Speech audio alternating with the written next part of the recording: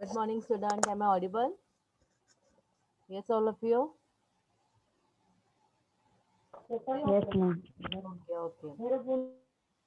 See, now we have to start with the sampling. Last time I couldn't record your lecture, but now I have to give you some detail about what is exactly sampling because we already discussed what is sampling, but just for the revision purpose once again. So sampling it means more. It will be the small portion of the population taken up for the intensive study purpose. It means what here? Suppose if we supposed to if we are considering on the topic a study on the KYBBI student of Mumbai University. Okay, so Mumbai University, there are many colleges belongs to Mumbai University, and it is not possible for us to go to each and every college and talk to each and every student. So what are we doing here? So the colleges, the few colleges which are coming under Mumbai University. Suppose अगर मैंने 4-5 ऐसे colleges ले लिए, so that 4 to 5 colleges and their student will going to become sample for me. So whatever the point of view of this 4 to 5 colleges student, so that I will going to apply to each and every University of Mumbai student point of view. ठीक है, मतलब हम लोग क्या करते हैं कि जो छोटे सैंपल से हमें जो वहाँ पे एनालिसिस जो या जो भी कंक्लूजन आता है, दैट वी आर सेइंग कि ये बाकी लोगों का भी वही पॉइंट ऑफ व्यू रहेगा. Therefore sampling is very important in our research, whatever thing you are doing, but the way the information which you are collecting, the primary data basically, it is through the sample, or we can say it is through the respondent only. And if you are mistaking in selecting the sample, who will not able to give you the correct information, then your conclusion will also going to be the wrong one. Okay, तो इसके लिए sampling या फिर sample select करते वक्त आपको बहुत ध्यान देना है कि कैसे सैंपल को सिलेक्ट करना है, कैसे रिस्पोंडेंट को सिलेक्ट करना है कि जो मुझे बराबर से इंफॉर्मेशन दे सकता है. ओके, और सैंपल सिलेक्टर सिलेक्शन कैसा रहेगा वो मतलब डिपेंड कि आप लोग रैंडम कर रहे हो या कैसे आप आपके कन्वीनियंट के हिसाब से करो, that will be all different way. So types of sampling क्या रहता है, that we will going to see. I think on today's lecture only we can start with the types of sampling है. So this is what the sampling meaning. Then we will say कि sampling method generally कौन से data collection में use किया जाता है. सो sampling method generally जब तुम लोग प्राइमरी डेटा यूज करते हो अपने रिसर्च में, उसी टाइम पे सैम्पलिंग हम लोग मतलब सैंपल सिलेक्शन होता है. सेकेंडरी डेटा मतलब क्या होता है? सेकेंडरी डेटा मतलब जो ऑलरेडी बनाया हुआ रिसर्च है उसको हम लोग यूज करते हैं अपने रिसर्च में, अपने मतलब रिसर्च एक्टिविटी में. ठीक है, लेकिन प्राइमरी में क्या है, you will going to get the first hand information, and to get the first hand information you need to have the respondent, you need to have the sample there. ठीक है, तो सैम्पलिंग मेथड के लिए एक बात ध्यान में रखो कि sampling method generally primary data collection के टाइम पे ही किया जाता है, यूज करते हैं उसको. And you people in your semester 6 project will going to use the primary data, and इसके लिए आपको सैम्पलिंग वहाँ पे होना ज़रूरी है. Nobody will going to do the research on the secondary data totally.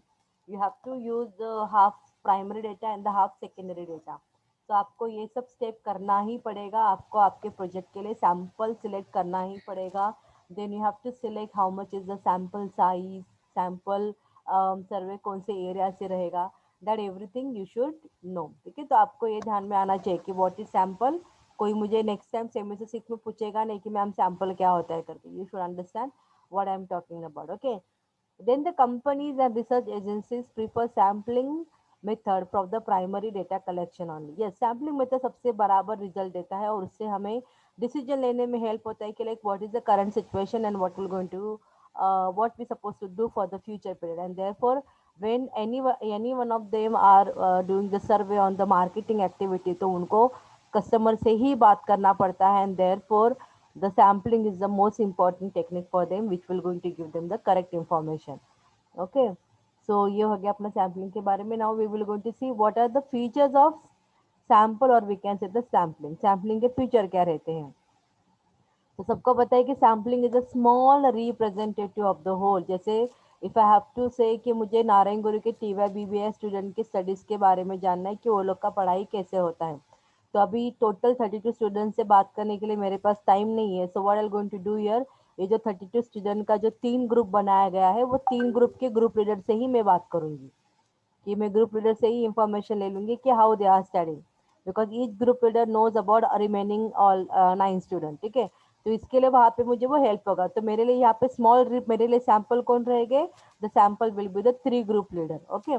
So sampling is basically the small representative of the whole. So it is an effective alternative to the census survey also. And sampling method will going to give the reliable data promptly and economically. Why we are saying promptly? मतलब हमें जैसे अगर मैंने पूरे TY BBA student से बात करनी तो जहाँ 31 स्टूडेंट्स है तो मुझे बहुत ज़्यादा टाइम लग जाएगा। लेकिन अगर मैं 3 स्टूडेंट से ही बात करूंगी ग्रुप लीडर से तो मुझे बहुत प्रॉम्प्टली इंफॉर्मेशन मिल जाएगा, मतलब बहुत जल्दी इंफॉर्मेशन मिल जाएगा। Why I am saying it is economical, because it will going to save my time. और अगर मुझे ग्रुप लीडर से बात करना है तो like either I can call them, otherwise मैं तीनों को ही मिलूंगी, मुझे सारे लोगों को मिलने की ज़रूरत नहीं है। So it will going to reduce my expenditure also. So therefore we are saying the sampling data is basically gives you the information promptly and it gives you the information economically, मतलब ये आपका time भी save करेगा, आपका खर्चा नहीं बढ़ाएगा। therefore we are saying it as an economic one, okay। And then the sampling reduces the time, efforts and money of the researcher on data collection without any adverse effect on its quality. Sampling is needed as it saves time and the money. उन्होंने क्या कहा है कि तुम लोग ऐसे नहीं सोचने का अरे इतने सारे लोगों के लिए 32 स्टूडेंट्स के लिए मैं बस 3 स्टूडेंट से ही बात कर रही हूँ तो मतलब मेरा डेटा इंफॉर्मेशन जो रहेगा वो करेक्ट रहेगा या नहीं। सो that way you should not be worry, because sample which you have selected they knew each and everything about the remaining student, okay। तो इसके लिए the role of sample is very important, the sample which you are selecting it is very important। तो इसके लिए आप जिससे information ले रहे हैं वो एकदम बराबर आपको इंफॉर्मेशन देने के लायक होना चाहिए, then only you will going to get the correct information and it will not at all going to affect the quality. Then the sample, एक मिनट स्टूडेंट, अभी एक काम होता है।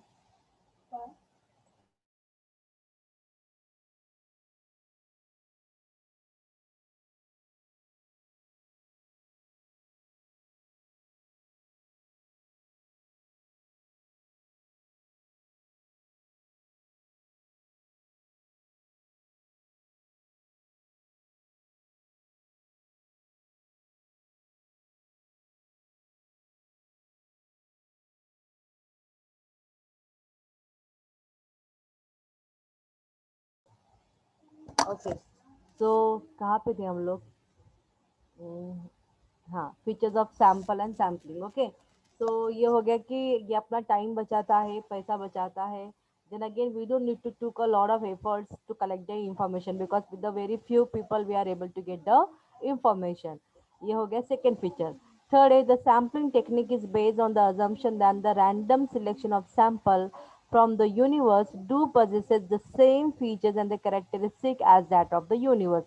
तो उन्होंने कहा है कि हम लोग ऐसे अज्यूम करते हैं यहाँ पे सैंपल में, in the sample we are assuming कि जो भी स्मॉल रिप्रेजेंटेटिव है सैंपल मतलब यूनिवर्स के, तो वो तुम्हें करेक्ट इन्फॉर्मेशन दे रहे करके और उनके पास वो सेम कैरेक्टरिस्टिक्स है करके।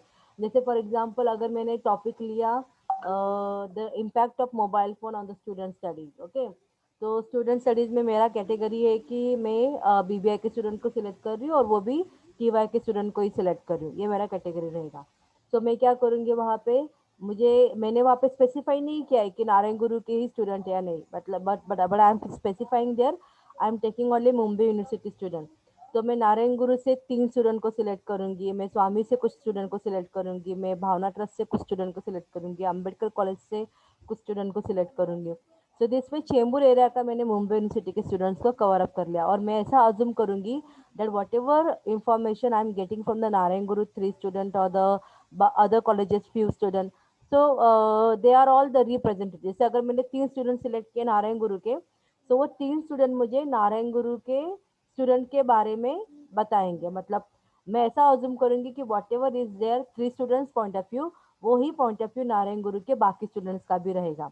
So that way we are assuming into the sampling technique की जो भी रिप्रेजेंटेटिव है वो उनका जो पॉइंट ऑफ व्यू है वही सेम पॉइंट ऑफ व्यू बाकी लोगों का भी रहेगा। सो this is what on the basis of assumption. यहाँ पे हम लोग को वो अजम्पशन लेना पड़ता है और जनरली मतलब होता है थोड़ा आगे पीछे, मतलब आप ऐसे बोल नहीं सकते that all the information is correct होगा करके, बट एटलीस्ट हाँ हम लोग बोल सकते हैं कि नहीं, थोड़ा बहुत तो वहाँ पे सिमिलरिटी आ सकता है. Okay. Next year, the findings of sample survey are accurate and the reliable. The larger sample is better as the result available are more accurate. उन्होंने कहा है कि अगर तुम्हें तुम्हारा इंफॉर्मेशन एकदम करेक्ट चाहिए, तो सैंपल आप लोग बहुत कम भी नहीं सिलेक्ट करना है.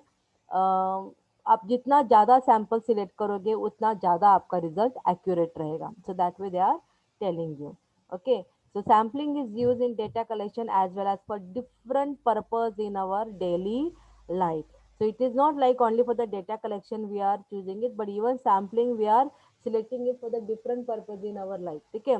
जैसे अगर मुझे आपको एक बात बतानी है कि आप किसी नए एरिया में रहने के लिए जाते हो, तो नए एरिया का आपको कुछ पता नहीं है. आप एक दो लोगों से बात करोगे कि यहाँ पे कौन से शॉप में अच्छा क्वालिटी ऑफ फूड ग्रेन्स मिलता है करके, तो आपको वो दो तीन लोगों के like after taking information from this two three people, then you will come to know कि तीनों के तीनों एक ही नाम सेम ले रहे हैं, या फिर तीन में से दो लोगों ने एक नाम सेम लिया. So that time you will able to analyse, खुद ही तुम लोग एनालाइज करोगे कि हाँ ठीक है, मतलब दो लोगों ने एक ही शॉप के लिए ज़्यादा प्रेफरेंस दिया तो आई थिंक वही सही रहेगा करके. Okay. So that way the sampling will going to help you in your daily life also, कि क्या करके कैसे डिसाइड करना है करके डिसीजन लेने के लिए, और वी कैन से कंक्लूजन पे आने के लिए. Then the sampling design is a plan designed to select the appropriate sample so as to collect the right data for drawing conclusion.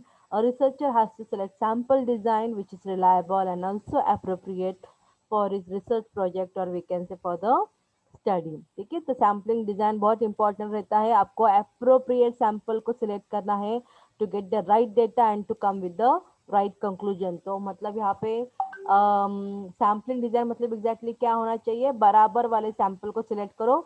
जो आपको इंफॉर्मेशन देने वाला है वो सही होना चाहिए, करेक्ट इंफॉर्मेशन जो देगा वैसे लोगों को वैसे वैसे लोगों को you have to select as a sample. Okay. और कितना सैंपल साइज होना चाहिए वो भी बहुत इंपॉर्टेंट रहता है. तो अभी आप लोग मुझे ये बताओ कि क्या समझा आपको फीचर्स ऑफ सैंपल, मतलब सैंपल एग्जैक्टली क्या है. Were you able to understand research में सैंपल क्या क्या रोल है. अपने लैंग्वेज में बोलो, because obviously you will not able to say it in this research language. अपने लैंग्वेज में आपको क्या समझा कि सैंपल क्या रहता है और वो रिसर्च में कैसे हेल्प करेगा आपको. यस. एनीवन. Come on. जल्दी बोलो, मुझे कोई बुक वाला नॉलेज नहीं चाहिए. Whatever you understood tell me from that point of view. Yes. Kritika, Anamika, Balu, Reshma, Shiva, Asha, Sonali, Maheshwari. Tell me whatever you know. Masooma. जिनका नाम लिया उन्होंने ही बोलना चाहिए ऐसा कुछ नहीं है, बाकी लोग भी बोल सकते हैं. Ravi. Come on speak. What you understood, what is sample. Yes. क्या समझा आपको, सैंपल मतलब क्या है, रिसर्च में इसका क्या रोल है.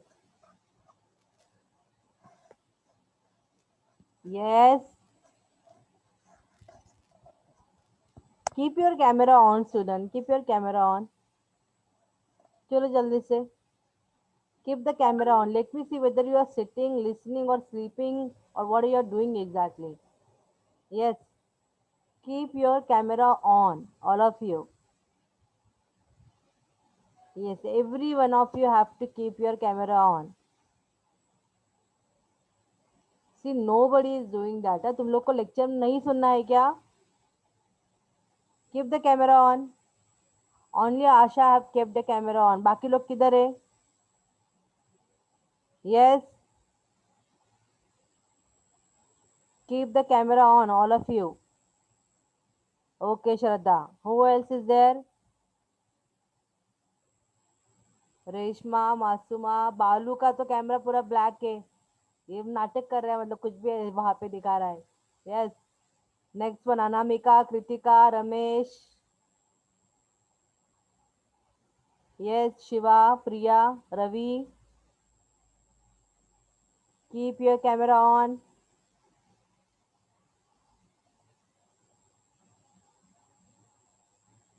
सब कैसे कितने बेकार हो चुके हैं हाँ तुम लोग. कोई भी इंस्ट्रक्शन नहीं सुनेगा टीचर क्या बोल रही है करके. Is it?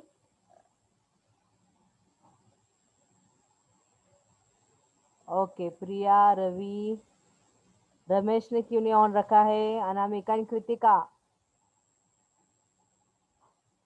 Kritika, keep the camera on. Anamika.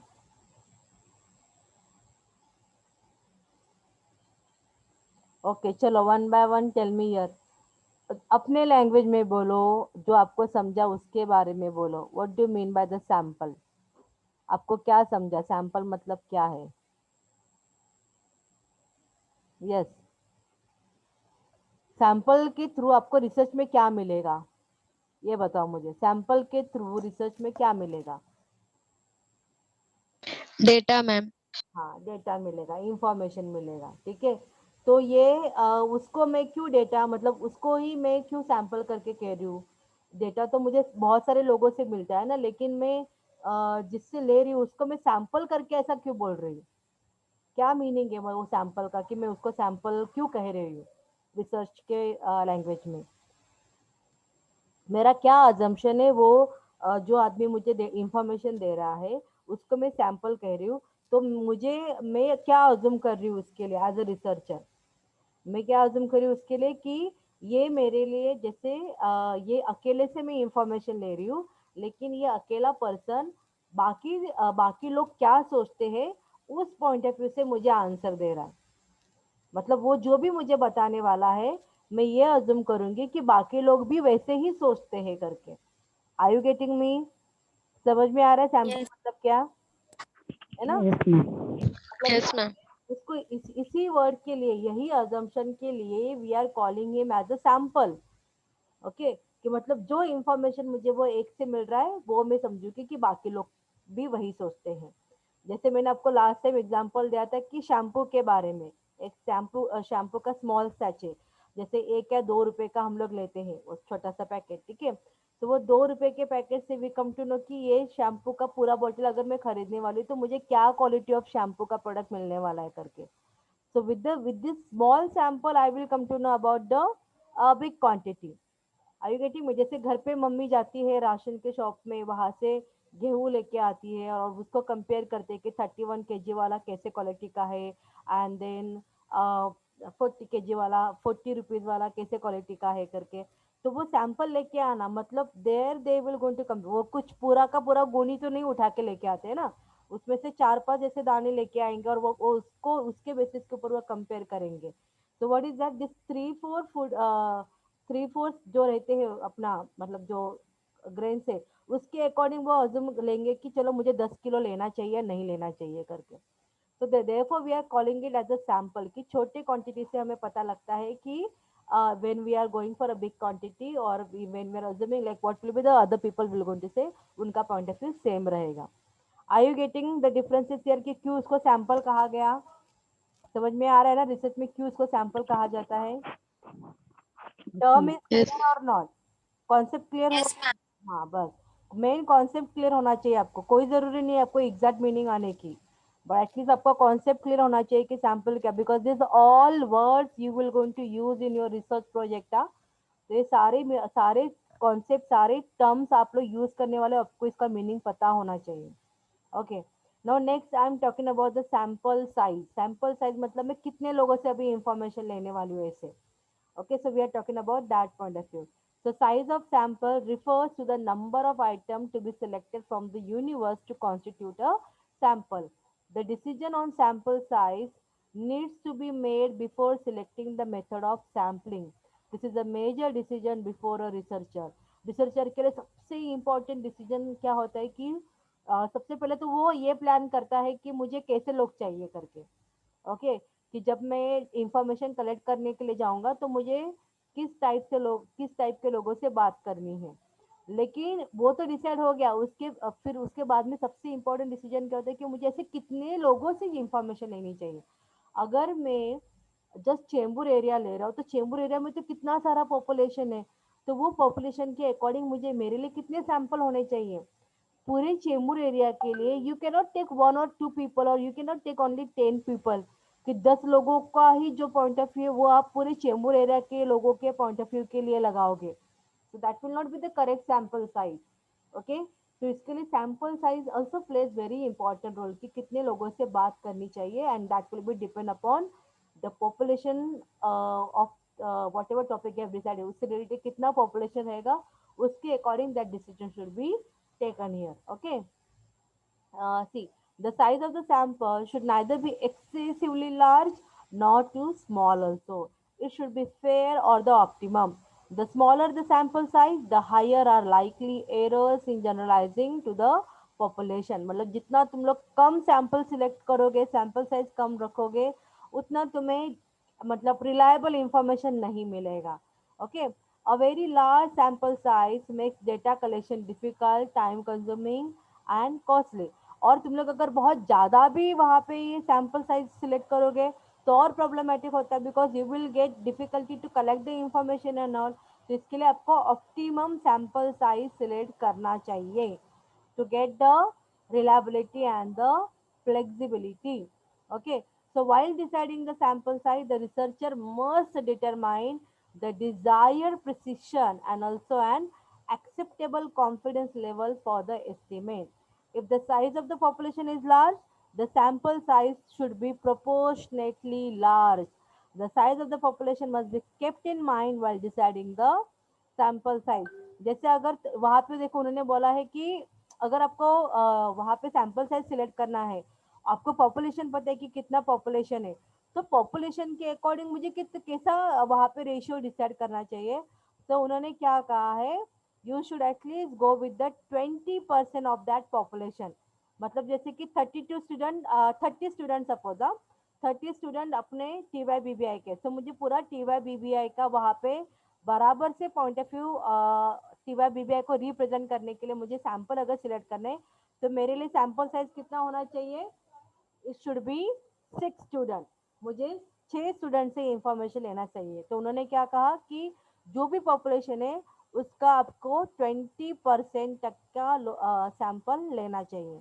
Are you getting me? तो पहले आपको क्या पता होना चाहिए, you should able to get the population level. Population के बाद में आपको उसका 20% का जो भी रेट आएगा, तो वो 20% के रेट के हिसाब से जितने लोग आ रहे हैं उतना सैंपल आपको सिलेक्ट करने पड़ेंगे. Are you getting me student? कैसे करना है करके समझा या नहीं? Yes, ma'am. ठीक है. And factors to be consider, अभी क्या क्या कंसिडर करना चाहिए when we are deciding about the sample size. The size of the universe, सबसे पहले आपको पता होना चाहिए कि जो आपने टॉपिक लिया है उससे रिलेटेड कितना पॉपुलेशन है उस पर्टिकुलर एरिया में, ये पता होना चाहिए.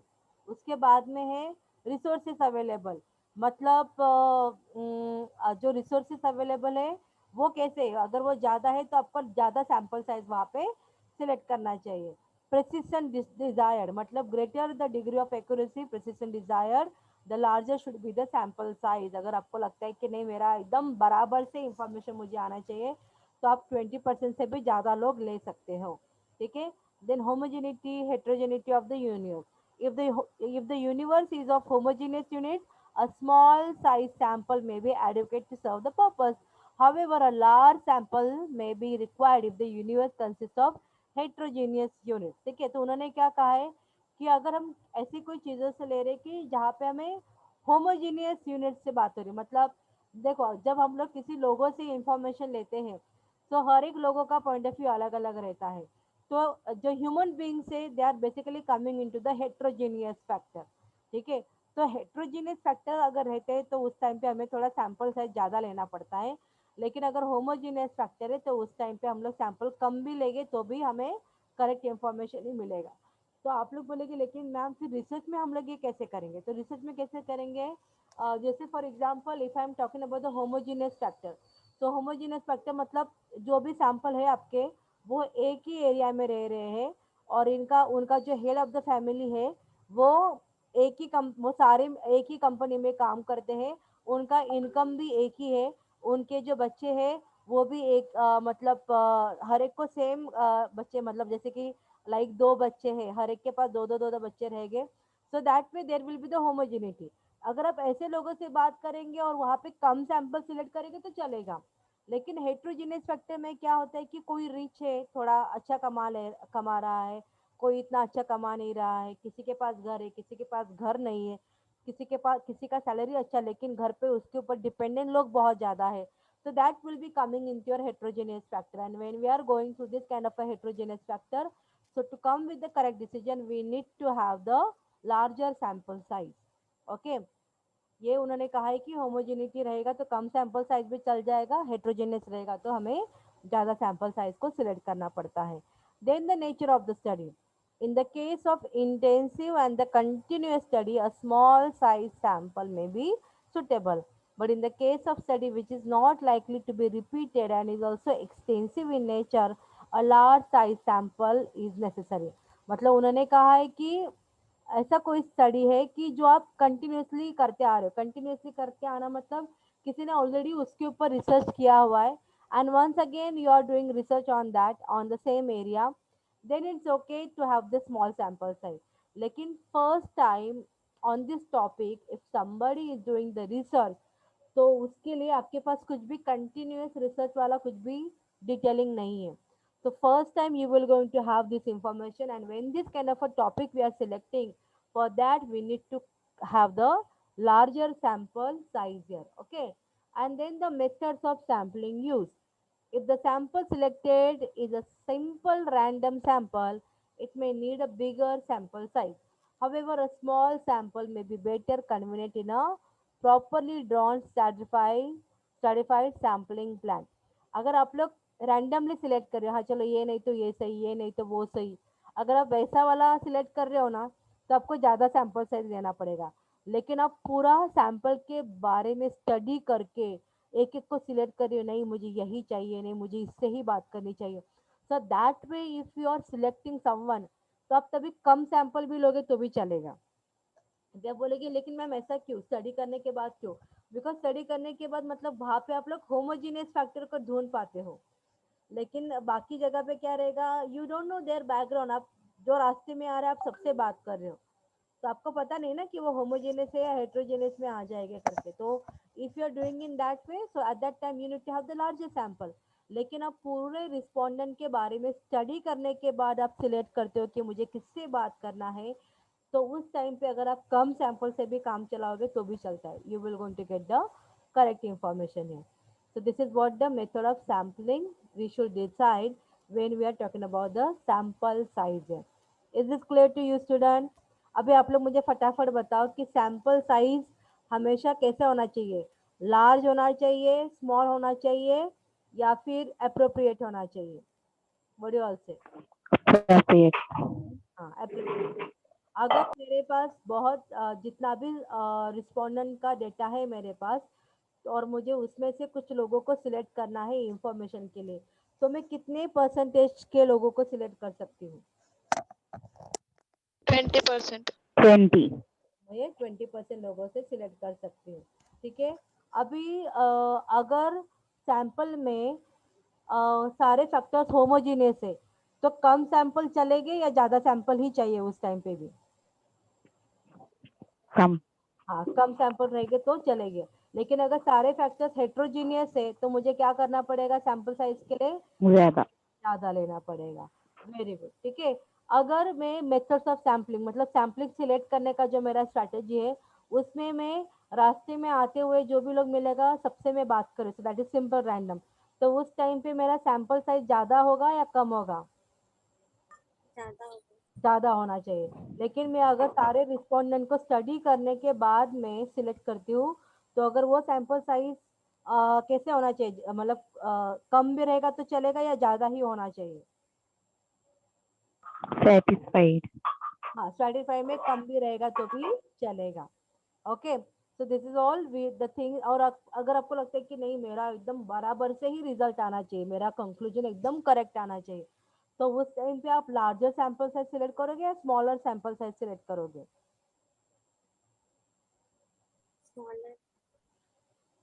अगर आपको लगता है कि आपका इंफॉर्मेशन एकदम करेक्ट आना चाहिए, आपका जो रिजल्ट आएगा, मतलब आप जब रिसर्च करोगे और जो कंक्लूजन निकालोगे वो एकदम करेक्ट आना चाहिए, तो आपको क्या लगता है आपने स्मॉल सैंपल साइज चूज करना चाहिए या लार्ज सैंपल साइज चूज करना चाहिए? Large sample size. Yes, large sample size, large होना चाहिए वहाँ पे। वेरी गुड, मतलब प्रिसिशन के ऊपर भी है कि आपको क्या, आपका क्या प्रिसिशन होना चाहिए ऐसा आपको लगता है, तो उसके अकॉर्डिंग आप डिसाइड करोगे। So this is all about your sample size हम लोगों ने देखा। Now we will talk about the methods of sampling. Sampling के क्या क्या मेथड होते हैं, तो उसमें दो मेथड में कैटेगराइज किया गया है। One is the probability that we are saying it as a random sampling, and other one is the non probability, that is non random sampling method। ठीक है, तो सैम्पलिंग मेथड को सैम्पलिंग डिजाइन भी कहा जाता है। चलो अभी जल्दी से मुझे बताओ कि सैम्पलिंग डिजाइन या फिर सैम्पलिंग मेथड को कितने ग्रुप में कैटेगराइज किया गया है। 2. हाँ, दो ग्रुप में कैटेगराइज किया गया है। कौन से वो दो ग्रुप है? The first one is probability, Probability sampling, non-probability sampling. the first one is probability sampling and the second one is non probability sampling। एक और बात ध्यान में रखनी है, probability sampling मतलब random sampling होती है, और non probability sampling मतलब non random sampling होती है। ओके, तो random sampling and the non random sampling मतलब क्या होता है? देखो, random sampling मतलब क्या होता है कि जहाँ पे हम लोग randomly select करते जाते हैं, जो अपना रिस्पोंडेंट रहेगा ना, उसको हम लोग रैंडमली सिलेक्ट करते जाएंगे।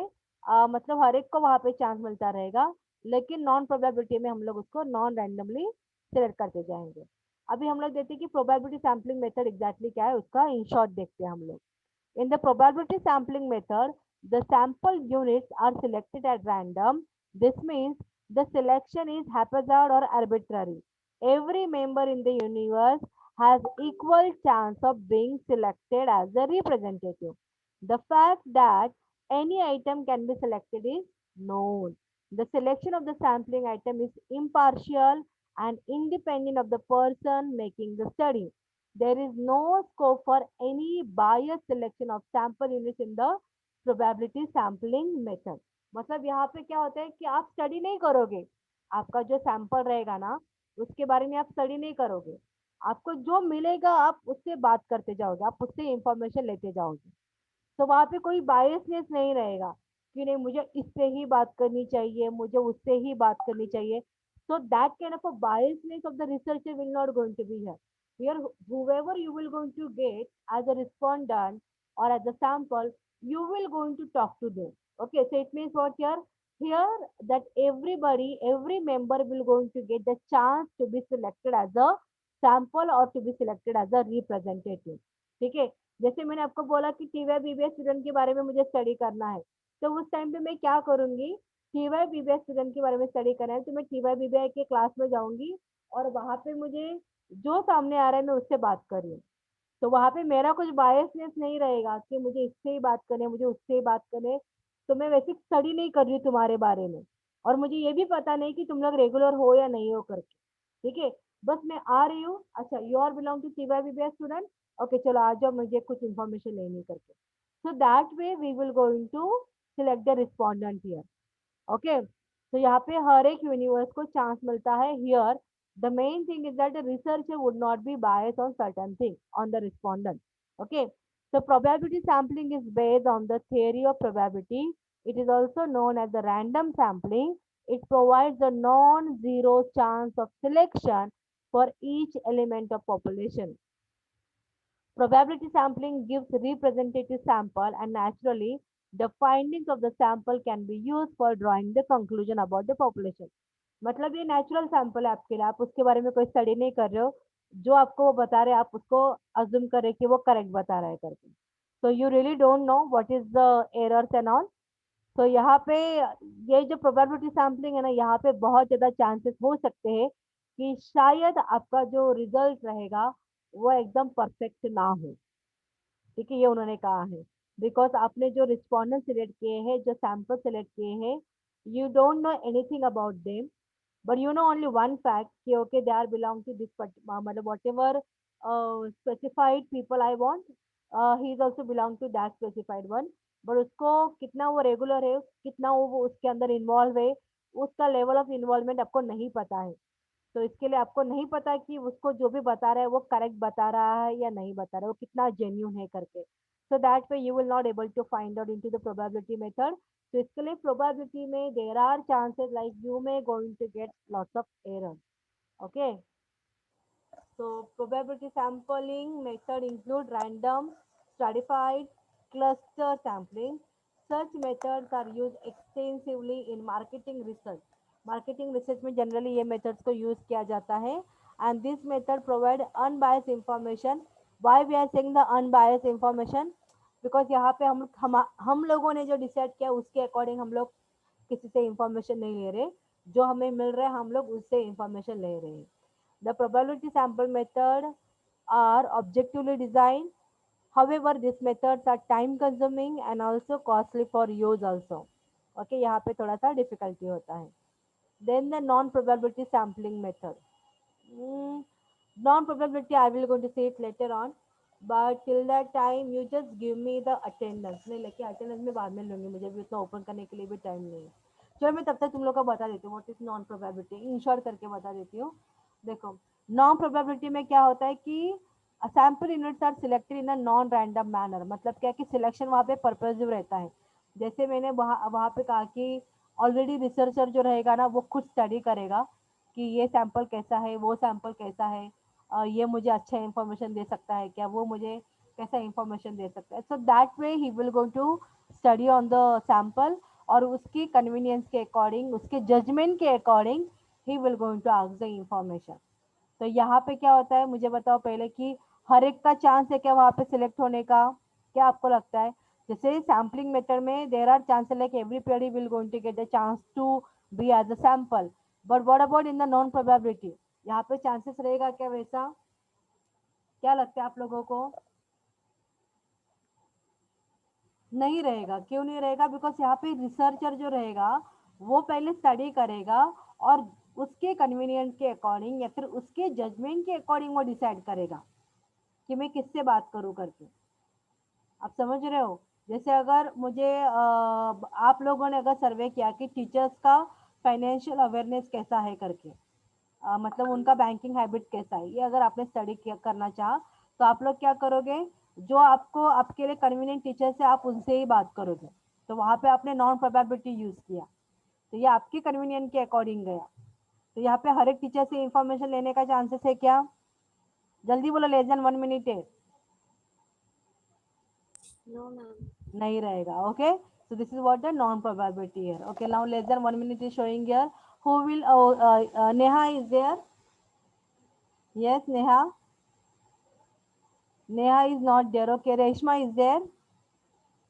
Yes, ma'am. रेशमा स्क्रीनशॉट ले लो मुझे सेंड करो बेटा जल्दी से अटेंडेंस के लिए. ओके. Yes, ma'am. ले ली मैम ने. अच्छा ले लिया है. ठीक है सेंड करो मुझे व्हाट्सएप पे. ओके चलो then remaining point we'll going to see it on the next lecture. Okay. Bye student.